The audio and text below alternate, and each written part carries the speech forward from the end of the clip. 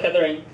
And actually, well, Joyce said that it's hard to believe that that was your first speech. And actually, I kind of admit that because as I could see from your confidence and from the atmosphere you created, that was very comfortable, and from your pronunciation and voice, I think they were all beyond average. So, first of all, well, congratulations for your finishing your speech, first speech, and for having the fundamental advantages to be a powerful speaker in the future. So congratulations. And now let me go straight to your speech. First, I like your straightforward attitude. You just went on stage and delivered your speech immediately. Well, that made me think that you are maybe an open girl and very straightforward. I like that. And the second one would be, I think your story was structured. We can trace your piano learning experience from around 7 to 9 years old. And you say that you started with the electronic piano and then switched to the real piano later.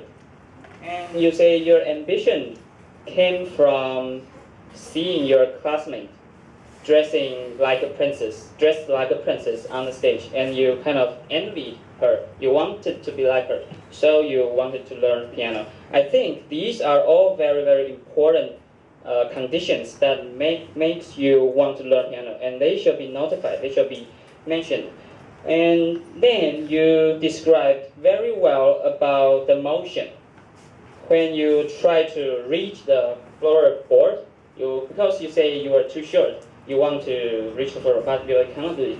And here comes my first suggestion. That would be, I think you should use your body language to vividly express it.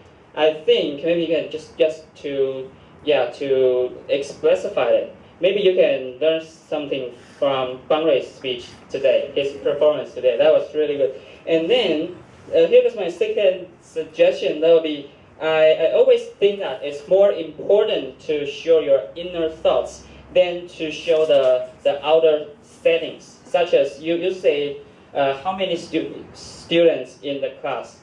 I think these things are not that important. You should maybe skip them as much as possible.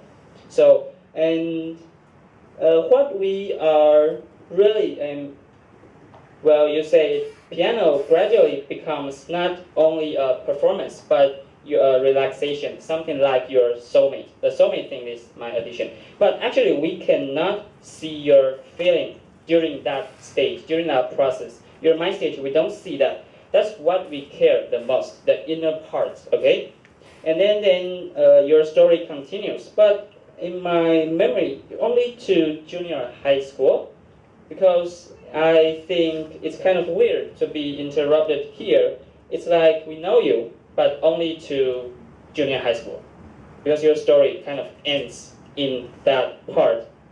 And my third suggestion would be, if I were you, I'll use the 3 to 4 minutes to talking about the learning experience and the effort you made, the thoughts you had. Then the final minute will be used to talk about now.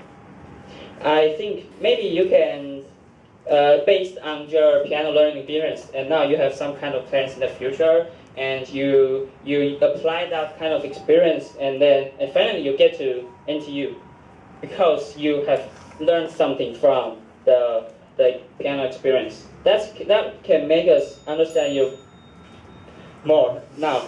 I mean, then comes my conclusion, also your conclusion. You conclude your speech with music. You say music really teaches you a lot. Also bringing colorful pages in your life. But it's the same question. We don't know how music changes you. So hear me. Okay, thank you. I know you did a really many jobs on review writing. I can see your hard effort, but I would suggest you to try to make it shorten into 2 to 3 minutes, so then you won't be disqualified. Okay. Then the next evaluator is our Jack Yang, and let's welcome him.